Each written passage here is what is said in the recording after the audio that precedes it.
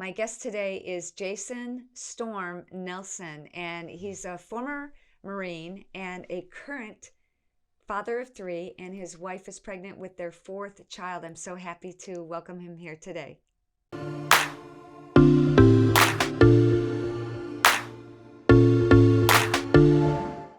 Jason Storm Nelson, thank you so much for being here. We've been talking, and I want you to share a little bit with me about your. Let's start with you and your family. Can you share some of the names of your kids? You have three kids. Sure. So my wife and I, we have three children. We have a 6-year-old. Her name is Riley Danger. Her middle name is Danger. And then we have two boys, a 4-year-old and a 2-year-old, and it's DJ Thunder and MC Lightning. Oh my gosh, that is awesome. My wife, it's this true story. So we were stationed, we were actually in between duty stations, and she had to give birth to our first child while we were in Baltimore, and we were at some random Catholic hospital, like Our Lady of Perpetual Agony or something, and three nights of labor, and we have the baby, and by that point they're pumping in the drugs because it was just 3 days of labor, and we get to the point where they said, you have the name. And I said, hey, so that name we were talking about, can I do that? And she's just, sure, go ahead. So I did the paperwork. And then when it came in, a month later, she just looked at me and said, you were serious? And I said, yeah, well, it's done now. And it's grown on her. She loves it. And now that we have our fourth child due in 2 months, we're trying to come up with a name. And Dr. Stella Manuel was saying, you have to name the baby Peace. And I'm like, there's no Peace Storm. Peace Not Storm. a thing. No, but they're not. So I want it to be May 4th, and this is complete nerd, but that way it can be Hurricane Force Nelson. I love that. People put a lot of energy into names of their kids. I have a very unusual name. How did you come about with the name Storm, nickname? So it's Storm Chaser was the call sign. It came from an incident where we were in a training environment, and someone had left some flammable things burning near a lot of explosives, and I went and just started throwing everything everywhere. And I'm telling the story really way less dramatic than it is, but the point of the story is this: perception is everything. So from the angle of the people who were watching me, I looked to be standing in the middle of fire and surrounded by explosives, and just everything is bursting. And from my angle, I was just standing in a place on the other side of a fire, just moving it. And everyone, but they were all standing in fire. I was actually trying to it's self-preservation. But in the end, this kid from Oklahoma just goes, they were so impressed, and he comes up and he said, you just ran in there like one of them storm chasers with no fear for your own safety. And I was, based on what you guys have been calling me so far, I'm going to just take storm chaser and go with it. So let's talk about that. You were in the military. Yes. Do you want to talk, or what can you talk about, the things that you did? Oh, I mean, it was wonderful. So I did 8 years in the Marine Corps. Right at the age of 18, I joined. I was with the 30 Worst MEO. We floated around the ocean and was tip of the spear sort of for everything that we needed to do, a lot of peacekeeping operations. I went to college, and when I got out, I made the decision based on numerous factors, and I know this is going to sound hokey, but I love my country, and I love my fellow Americans, and I wasn't married, I didn't have children, and I thought I still had a lot to give, and I thought if there was an opportunity in which I could serve my country and maybe serve my fellow warriors, that I need to take it. So I did, and I went into USAC, the United States Army Special Operations Command, with civil affairs and psychological operations, and our job is to mitigate and minimize human suffering. That's it. And we go in and we work with people who don't have anything and who hate each other. And we ask them to take very limited resources, pool them together, and create simple solutions for complex problems. And then we verify that it worked. And the idea isn't, for example, just to bring somebody water. It's to help them understand how sanitation, how we can lower infant mortality, how we can make medical care better through just one simple solution. And so I did that in the Army. I've deployed. I've done peacekeeping operations. I've gotten to operate. When I mean humanitarian missions. I've gotten to operate with amazing international partners from over 70 nations at this point. Wow. I think the only place I haven't been deployed or really worked out of, but I've done a lot of consulting there, South America. So, yeah. now you've got a new chapter in your life. You're getting into politics. Why? Well, I actually retired January 29th from the Army. This past January? Yes. Wow. 5 months short of my pension. Now, why would you do that? Well, it seems like there's an experimental vaccine out there. Can I put air quotes? I don't know how this is spelled, Right, but yeah. air quotes around vaccine. There's a Shot, jab. jab, a needle with Things in it. that we can't see That because we are just not smart enough to handle it. We can't say that. Right, Yeah. so much for being an adult. So mommy and daddy government want us to put a shot in us. And I know people would say, well, you signed up for the military. Well, I didn't sign up to be a part of medical experiments. This is not, the Tuskegee experiment all over again. It's what it is, but I'm not going to fall for that. And I saw the writing on the wall. We knew well in advance what was happening. I'd already had COVID. And when I say we, within our community. And so those of us that are active duty, we didn't get the chance to put out YouTube videos saying, well, gosh darn it, Biden. We had to quietly exit stage left. So you didn't want to put an experimental jab, shot, whatever you want to call it, into your body that may affect you in the future that we don't really know because there haven't been any long-term testing on this shot. Well, so I don't know how deep we want to get into this, but let's. I want to go deep. Okay, cool. So let's talk about that. Okay, first of all, it's not a vaccine. Okay, and in the fog of war, in the early parts of this, people could sit here and say, well, these things happened because everyone didn't know, or okay, everybody who has ever worked in the field knows that those little paper masks do nothing, and the cloth masks are actually bad for you. Mm-hmm. So the bacterial infections alone that come from those. So that's non-science. That's just, it's idiotic. So once that starts happening, once we start seeing how they were not isolating the most vulnerable, but isolating the entire population, that's not what you're supposed to do. Risk mitigation does not mean that no one dies. Risk mitigation means that you aren't doing unnecessary things. But, there's a reason why we're a young and healthy population is supposed to take the brunt of that. It's not to sacrifice them. It's because they can. And that's what allows the viruses to become to get variations that are less dangerous to vulnerable populations. Now, if you said, okay, well, it's a really dangerous flu, right? It's not a hemorrhagic fever, but it's a really dangerous flu. I mean, I could argue that why were we monitoring the airports in China and they'd closed all their domestic flights, but not their international? You could argue that gain of function and where they tried to bury their evidence, there was something to be said about where the origins of the virus came from. And we could argue about how China was deliberately putting out information, and we now know that the WHO, a World Health Organization, has absolutely no autonomy. They are just another Who put slave. them in charge? I know, right? Who? I don't exactly. remember voting. Yeah, who? Exactly. I don't remember voting for them. And why do they get to determine what we're doing? It's almost like, there's a movie, I don't know if you're old enough to remember it, called Wag the Dog with... it is, yes. Is this Wag the Dog? It is absolutely the Wag Dog, and it's not just about this. We talk about all of the other conflicts going on right now. Right. But in particular, go ahead, sorry. Ukraine. Yes. So suddenly, I woke up this morning and guess what? They're having a State of Union tonight, and they don't have to wear masks. No, yesterday COVID ended in Washington, D.C. Oh, it did? Yes. I didn't. Nobody can get it anymore. Well, so here's the thing. It's funny because people say, well, when you're running for Congress, what are you going to... What would you have done when they started these restrictions? And... I would have died on the dais. And people, that's hyperbole. Nope. Good for you. No, that's not hyperbole. Chain me to it. I will starve to death before I will let an American's freedom be taken away over nonsense. So when we look back at the pandemic and how they approach, every single time you would have made a right-hand turn, they made a left. All of the doctrine that has worked, all of the lessons learned, it's almost, and I'm just saying almost, like they were trying to do this on purpose. Mm-hmm.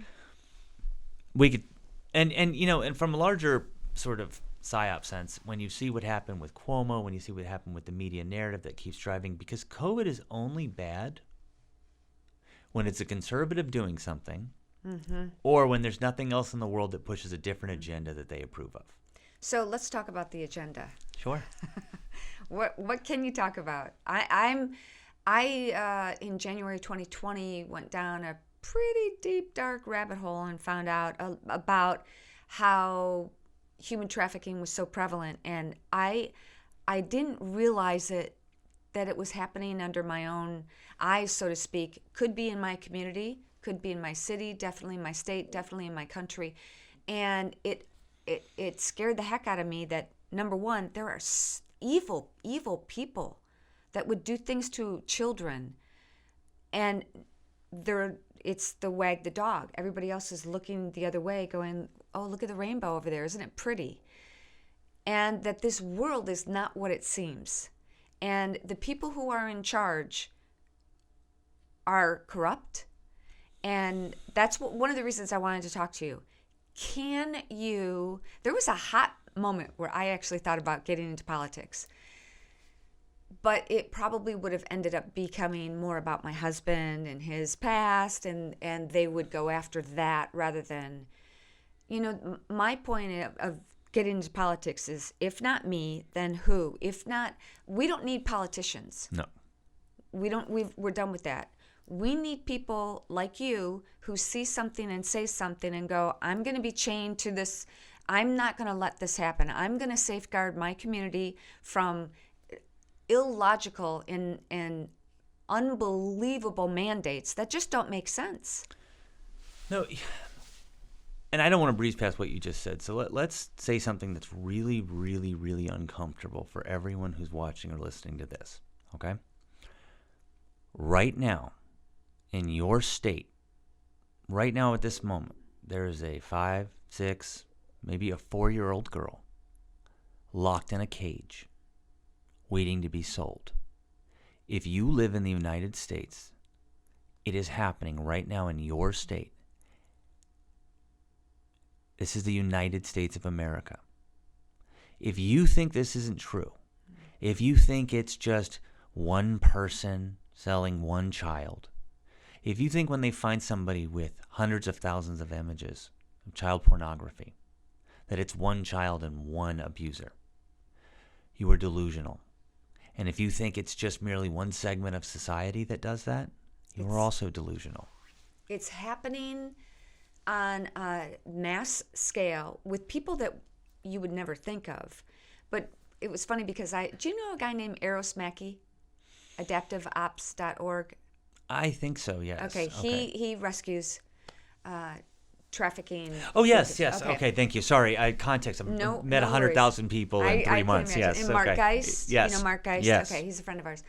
Oh, So, okay, good. Yeah. Yeah. So I was talking with Eros on the phone. I had him on speaker, and my husband came in, and I had been telling him, I'm not crazy. This is happening. Human trafficking is real. Yes.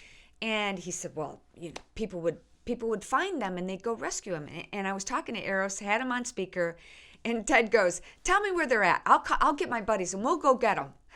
It doesn't work that way. No.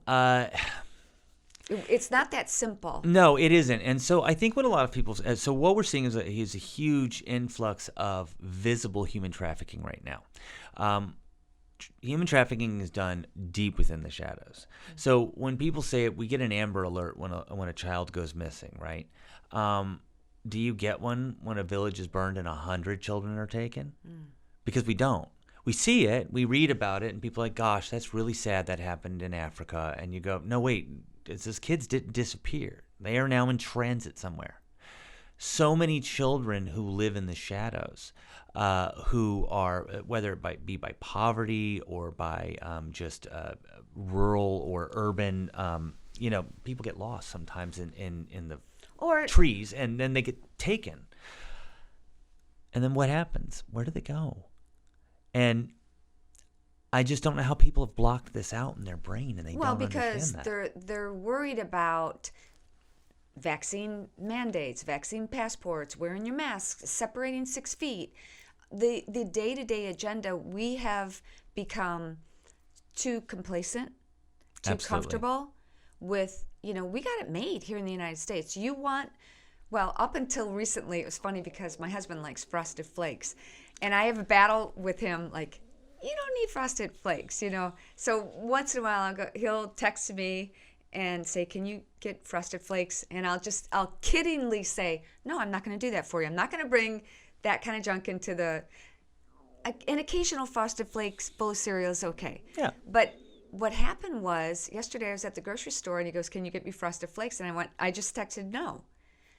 And he goes, oh, I on occasion it helps me sleep. I like to have a bowl of cereal. Right. I go, no, there aren't any. I know. It's gone. The shelves, the store shelves are empty. And I think people are starting to wake up that, wow, this is getting real. And that's one of the things so I actually, and I'm not, the campaign's essentially over now, so I can say this, but I drove up Friday, so I'm running security for the convoy, the People's Convoy. Are you? Well, my team The is trucker? running, I provided the team, and I'm doing Overwatch on that, and we're going to be with them up until Hagerstown. As a matter of fact, we're about to add some more people to that because it's getting so large. But the thing is that they maintain the supply chain. And when you go talk to them and they tell you how laws have been changed to purposely keep them from being able to do their job, when costs have gone through the roof for owner-operators, when they essentially say, it's sitting at home is almost better for me right now than trying to get back out there. We have pushed manufacturing out of this country and forced ourselves to become dependent on a slave labor country that pollutes more than anything we could ever imagine. And I got to tell you, Waco, I love Waco, but the trash here in Central Texas is unbelievable. Oh, you mean the litter? The litter. I don't understand that. I've always picked up 10 pieces of trash a day. It's not... Who's not an environmentalist? Yeah. I'd really like to meet somebody who isn't. I mean, I'm sure there's always 1%, right? Somebody runs outside and grabs like a castor oil and starts pouring it on the ground and laughs at Earth. But I don't know anybody like that. But I'm sure there's one out There's there. one, Okay, yeah, there's maybe. one guy. Yeah. I got you, Mother Earth. No, but most people, we do. We love the environment, and I don't know what it is that prevents us from being able to see eye to eye with I don't even know what I'm talking about right now. I completely just forgot. I started thinking about castor oil being poured out, and I just went, what are we talking about? We did go off on a tangent. So let's go back to the rabbit hole. We got off on a tangent. What can you talk about? I know you were in special ops, and there's some things you can't talk about, some things you can talk about. What can you talk about that's going on in the world today? Okay, so just to clarify, if anyone ever tells you that that's secret, I can't talk about it, it's probably not secret, and they probably don't know anything. Because what that means is that... Well, I say that. Right, no, but I mean, I mean, because... from the field that I'm in, if somebody says, oh, I did a secret job, just so you know, no, it's called you have a cover story. You have a job. You already tell people things, and it just sounds innocuous to them, and they just go, tune you out. So, just like, oh, my job is to mitigate and minimize human suffering. And they're just like, and what? you go off on a tangent and talk about trash. And then they go, yeah. So I can say this. So, it was not surprising to me. What was surprising to me was the vitriol that I got from other people who couldn't believe how I wasn't more upset the last couple of years as I call it, people were sort of awakened to what's happening. And people got mad at me, and they said, why aren't you more upset? And I said, actually, I don't know what to say to you, but I've known about this for years. I've seen what them selling kids by the hundreds in Afghanistan in a market. I've seen it. I know what these pipelines are. I know through work down in South America that the narcos have essentially moved to human trafficking at this point because their money, the trade has been shut down for them. So their capital is children. But more than that, what happens when you start to shut off the pipeline and people become more aware of it, there's leakage. People are finding out. There's a lot more people that are connected. And, everyone says, oh, well, it's a random CNN producer. It's going to be more than that. They know.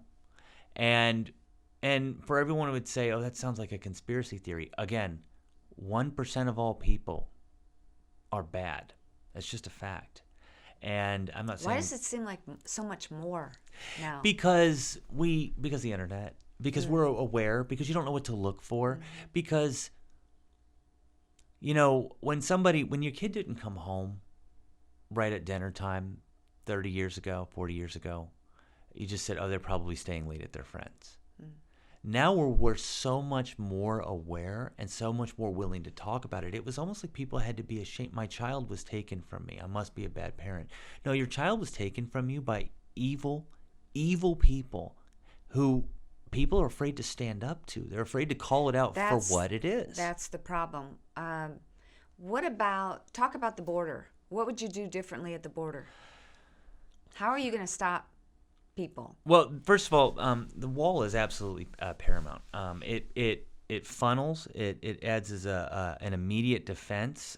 So what you do, it separates the people who are obviously moving drugs and human smuggling aren't using those fences anyway, but it funnels those people who they're hiding and blending in with as mules. It forces them through funnels, which then allows for easier detainment, recidivation, all of those things, right? But what we need to do more than anything is continue to do to support our South American and Central American allies who have turned the screws on these narco-terrorists. And there you go again. We need to actually label them what they are. They are terrorist organizations. You know, parents at school board meetings are not terrorists. I know. Yeah. So why do you think this current administration did not finish the wall? You know, people would say it's optics, but he did build a wall. It's just only about 5 feet high, and I could put my hand over it. Right. So he obviously understands and knows that we needed a wall. But there's no enforcement. People can come over. If you're flying on vacation, you're going out of the country. You come back in, you need to show your papers and your passports and your, vaccination status. But you don't when you're coming across the Texas border, when you're coming across the Rio Grande. Wag the dog. Yeah. Okay. Wag the dog. And by the way, it's really neat when you can sit there and say, and I love my Border Patrol agents, and I know how hard they work, when they can stand up and say, we have 10,000 pounds of fentanyl. Check your percent, folks. And where do you think, let's go there for a quick minute. So we know that fentanyl is coming into the country. Where is it going? And is it going to end up in our prescription drugs? Well, I think it is. I think that, so we know it's coming from Asia, and we know it's filling the gap that comes from other designer and consumer drugs that people use. Fentanyl is a natural byproduct of or need for those who are victims, essentially, of the opioid crisis. I know that you, like me, clean living. We want as much of it as possible. Right. If you have to take a medicine, I want it to be as minimal as possible. But many, many people were sold a wonder drug, and now their body is rewired.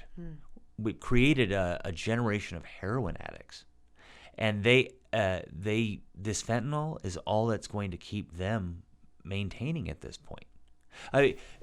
Look at the numbers; it's insane. And with drug trafficking comes human trafficking. Because that's the capital. Because you can resell a child, let's be honest, over and over and yes. over. You can only sell a drug one time. Correct. But it's so why wouldn't we want to close down the border and not allow people to come through? If my son frequented hundreds of prostitutes and regularly used drugs, I guess if I was president, I would push to allow that to happen as well.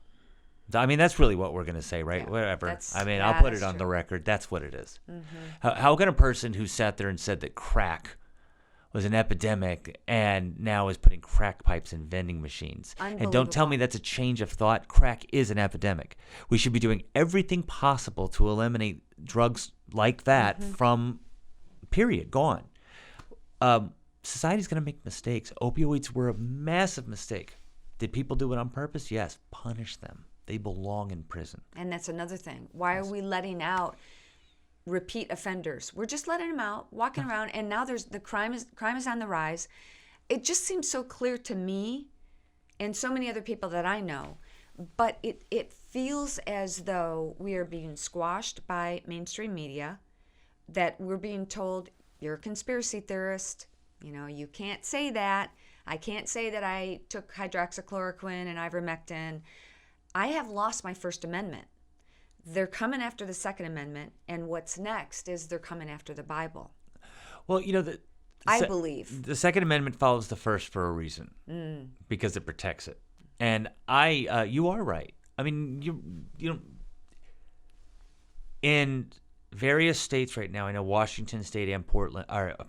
Well, it's got to be Portland, but Oregon both have, and Colorado, I believe, also have cases working their way through, where they are trying to say that anyone who espouses Christian beliefs, or in other words, feels that that traditional views towards family is how people should be raised, and that they should be told that anything else is not the way God wants it. And I'm saying it that way because that's how they're saying it. That those people should not be allowed to be public school teachers. In other words, they have to commit to not ever thinking about, praying, doing anything about their religion. Now, it says freedom of religion, not freedom from religion. Right. And full disclosure, I don't care what religion you are. I want you to have a strong faith. There's a difference between Easter and Christmas Christians, CNE Christians, but I wish that everyone would know. And I'm not ashamed that I have the saving grace of Christ, that he died for my sins, and that's the reason why I will have eternal life. And I want everyone else to know that. I want them to know why I'm so happy and why I'm so content is because I know I get to see my family again forever.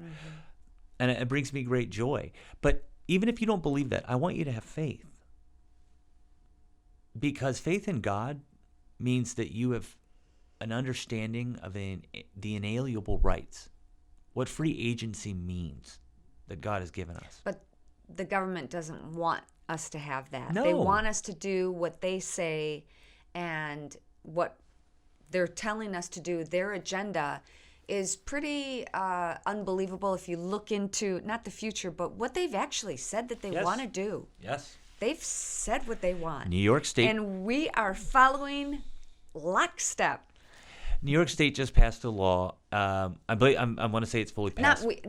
I don't want to follow. But No, I know you're not. No, I don't. No, trust me. Right? It's like, and this is where this podcast went. Now, they turn around and in New York State now they can round you up based on the appearance, based on the clothing you wear. It's obviously they're talking about Jews. Round you up for non-compliance. That passed. Why is it even needed? I don't want to. It doesn't even matter. That's Nazi tactics. They're not hiding it anymore. And everyone says, and you said conspiracy theory. You know what's a conspiracy? The Manhattan Project was a conspiracy. Anything is a conspiracy when two people secretly work to hide things and in order to commit an act. And they don't all have to be bad, but right now they're pretty damn bad. And if you look up the origin of conspiracy, that's one of the things that they controlled. What happened, it's to say, it's just, and it's also not only wag the dog, but that game with the cups and the ball underneath, when you're like, where did it go? I don't know. And it's happening while we've been asleep. Yes. They've been pushing an agenda that isn't in line with God, family, country.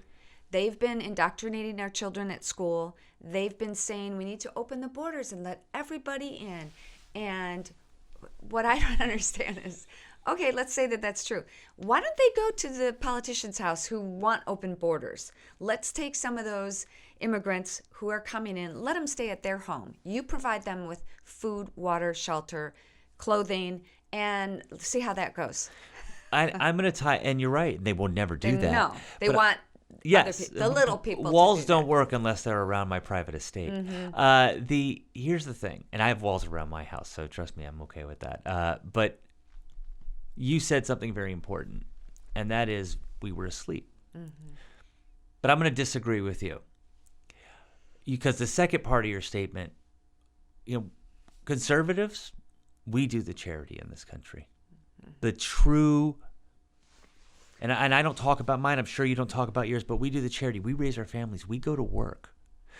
It's not that I think we're asleep. It's that we only seem to. It's like we're working, and then everyone says, "Look, the government's failing again," and we go, and we put down our plows, our tools. We go over, we fix it.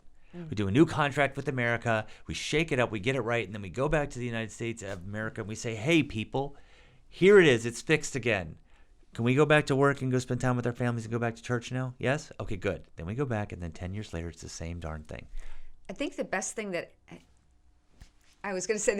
happened to us was the pandemic, but that's not what I know what you mean. Go ahead. It caused a lot of people to wake up. That's what I mean by collectively. I wasn't asleep. You know who my husband is. We've been on this for a long time. He's opened my eyes and my ears to what's going on, not only in the hunting industry, but the gun industry, and to watch them, have these ridiculous laws, like the shooting in Colorado, the original high school shooting. Columbine, thank you. Klebold, the two kids broke 22 laws, gun laws. They broke 22 laws. If there would have been a 23rd law, would they have said, "Oh, you got me on that one"? Well, but so more laws doesn't necessarily mean better. No. And I want to come back to what's going on now. That's the problem, is that, and the awakening, I think, which was good during the pandemic, that parents woke up and they saw through Zoom classroom instructions what their children were actually learning or not learning, and they got angry. So this is a great awakening of what's going on. I'm so glad that there are people like you who are bold and brave and want to stand up and share your knowledge, and you're putting your life on the line. Let's face it. And there can't be I know in our family there are some divisions. We just can't talk about politics, and it's a big division in a lot of families. But I thank you so much for what you're doing and being bold and brave. I appreciate that. And I want to point out, that was such a great point that you just made. The ability of parents to be able to get an insight into the education, how teachers are conducting themselves. And by the way, I'm sure there are many teachers who shined. But there were a lot more that didn't, and so many parents were awakened to what was being taught to their children, how their children were being taught, the interactions between students and teachers. You couldn't red pill. I think it was an unintentional consequence. That's what we call it in my field. But thank you so much, and I'd do anything for this country. I'd do anything for the people of this country to maintain their freedom. I believe that what's going on is the Great Awakening. What are your thoughts? Well, I think, so it was an unintended consequence, right? So we had the opportunity for people to see what's happening with their children, what they're being taught, who their teachers are. And again, although there are some positives, teachers, I'm sure that I know great teachers, so I don't want to make that sound like a condemnation, but they were shocked that parents all of a sudden wanted to be involved because they thought they had that locked down. They thought they had the education. I mean, they're moving towards what, pre-K now. I if they had their way, and everyone needs to understand this, if they had their way, after the baby's born, they would put it right into an assembly line to be used, if they wanted to keep it at all and not tear it apart for body parts. It's unbelievable what's going on. I thank you so much for speaking out, and I wish you all the best and success, because it seems like your heart is in this, not for the fame or fortune. And I hate to say that aligned with politics, but that's what it's really been about. There shouldn't be politicians who get immense wealth, and their only job for 10, 20, 30, 40 years is being in politics. How does that happen? Don't go. I'm gonna go. Well, I'm only gonna do 6 years, and I will never own a stock for while I'm in office or for 5 years after. I don't. I say that I don't even own stocks now, but nobody should make money off of it. It's called unbelievable. Service without sacrifice is just a job. So thank you so much for having me on. I really appreciate it. Thanks so much for being here. Thank you.